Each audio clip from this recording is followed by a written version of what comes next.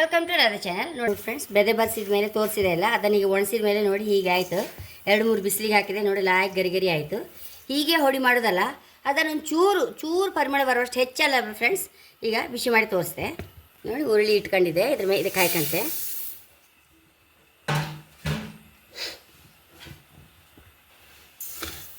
ಹುರಿಯುವಾಗಲೇ ಒಳ್ಳೆ ಪರಿಮಳ ಬತ್ತು ಫ್ರೆಂಡ್ಸ್. ಅಂದರೆ ಹೆಚ್ಚು ಹುರಿಬಾರ್ದು, ಇದು ಸ್ವಲ್ಪ ಚೂರು ಪರಿಮಳ ಬರೋಷ್ಟು ಹುರಿದ್ರೆ ಇನ್ನೂ ರಿಚ್ ಪ್ರೋಟೀನ್ ಆಗ್ತಂತೆ. ಹಾಗೆ ಒಬ್ಬರು ಹೇಳಿದ್ದಾರೆ, ನಾನು ಹಾಗೆ ಮಾಡೋದು. ಮತ್ತು ನಂಗೆ ಅದ್ರ ಬಗ್ಗೆ ಎಲ್ಲ ಹೆಚ್ಚೇನು ಡೀಟೇಲ್ಸ್ ಗೊತ್ತಿಲ್ಲ ಫ್ರೆಂಡ್ಸ್. ಹಾಗೆ ನಾನು ಇದನ್ನು ಒಂದು 30-40 ವರ್ಷದಿಂದ ಕುಡಿತಾ ಬರ್ತಾಯಿದ್ದೆ. ನಂಗಂತೂ ಅಷ್ಟು ಒಳ್ಳೇದಾಯಿತು. ಈಗ ಹೊಸದಾಗಿ ಸ್ಟಾರ್ಟ್ ಮಾಡಿದ್ದು ಬಾಳೆಕಾಯಿ ಪುಡಿ ಸಹ ಅಷ್ಟು ನಮ್ಗೆ ಒಳ್ಳೇದು ಹೇಳಿ ಗೊತ್ತಾದಮೇಲೆ ಅದನ್ನು ಸಹ ಬಿಸಿಲಲ್ಲಿ ಒಣಸಿ ಅದನ್ನು ಸಹ ಹೊಡಿ ಮಾಡ್ಕೊಂಡು ಇದೊಂದು ಚಮಚ ಅದೊಂದು ಚಮಚ ಹಾಕ್ಕೊಂಡು ಮಿಕ್ಸಿ ಬೇಯಿಸಿ ಬೆಳಿಗ್ಗೆ ಮಜ್ಜಿಗೆ ಹಾಕಿ ಖಾಲಿ ಹೊಟ್ಟೆಯಲ್ಲಿ ಅದಕ್ಕೇನಾದ್ರು ಬೇಕಾದ್ರೆ ಒಂದು ಬೀಟ್ರೂಟು, ಕ್ಯಾರೆಟು ಅಥವಾ ಸೋರೆಕಾಯಿ ಒಂಚೂರು ತುರಿದು ಹಾಕ್ಕೊಂಡು ಮಿಕ್ಸಿಗೆ ಹಾಕ್ಕೊಂಡು ಕುಡಿದು ಬಿಡ್ದು ಫ್ರೆಂಡ್ಸ್. ಖಾಲಿ ಹೊಟ್ಟೆಯಲ್ಲಿ ಫಸ್ಟ್ ನೀರು ಕುಡಿತೇವಲ್ಲ, ನೀರು ನಮಗೆ 20 ನಿಮಿಷದಲ್ಲಿ ನಮ್ಮ ರಕ್ತದಲ್ಲಿ ಸೇರಿಬಿಡುತ್ತಂತೆ. ನೀರೊಂದೇ ಅಷ್ಟು ಬೇಗ ಸೇರಿಬಿಡೋದು. ಆಮೇಲೆ ಇದನ್ನು ಕುಡಿದು ಒಂದು 2 ಗಂಟೆ ಬಿಟ್ಟು ಕಾಫಿ ಕುಡಿದು ಫ್ರೆಂಡ್ಸ್ ನಾನು. ಹಾಗೆ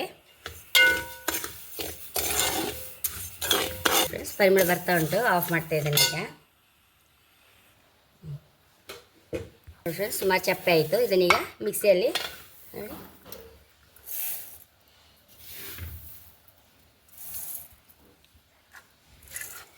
ನೋಡಿ ಫ್ರೆಂಡ್ಸ್, ನಮಗೆ ದೊಡ್ಡವ್ರಿಗೆ ಅಂತಾರೆ, ಏನು ಸಾರಣಿಸ್ಕೊಂಡಂತೂ ಇಲ್ಲ ಫ್ರೆಂಡ್ಸ್. ಮಿಕ್ಸಿಯಲ್ಲೇ ಸರಿ ಹೊಡಿಯತ್ತಿದ್ದು, ಅಷ್ಟು ಹೊಡಿಯಾರೆ ನಮ್ಗೆ ಸಾಕಾಯ್ತು ದೊಡ್ಡವರಿಗೆ. ಇಲ್ಲ ಸರಿ ಹೊಡಿಯಾಯಿತು.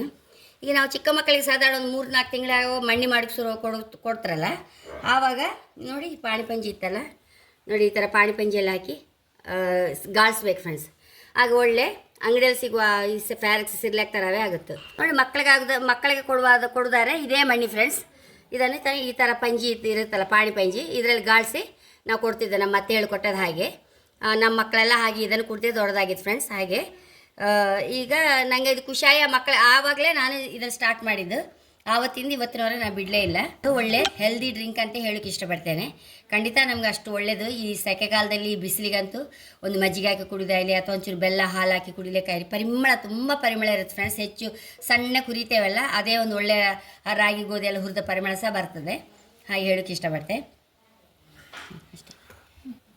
ನೋಡ್ಕೊಂಡು ಖಂಡಿತ ನೀವು ಸಹ ಟ್ರೈ ಮಾಡಿದ್ದಾನೆಲ್ಲ ಮಾಡ್ಕೊಂಡು ಮನೆಯಲ್ಲಿ. ಬಿಸಿಲಿಗೆಲ್ಲ ಭಾರಿ ಒಳ್ಳೇದು ಫ್ರೆಂಡ್ಸ್ ಇದು. ಹಾಗೆ ನನ್ನ ಚಾನಲ್ ಇಷ್ಟ ಆದರೆ ಸಬ್ಸ್ಕ್ರೈಬ್ ಮಾಡಿ, ಲೈಕ್ ಮಾಡಿ, ಕಾಮೆಂಟ್ ಮಾಡೋದಂತೂ ಮರಲೇಬೇಡಿ. Thank you.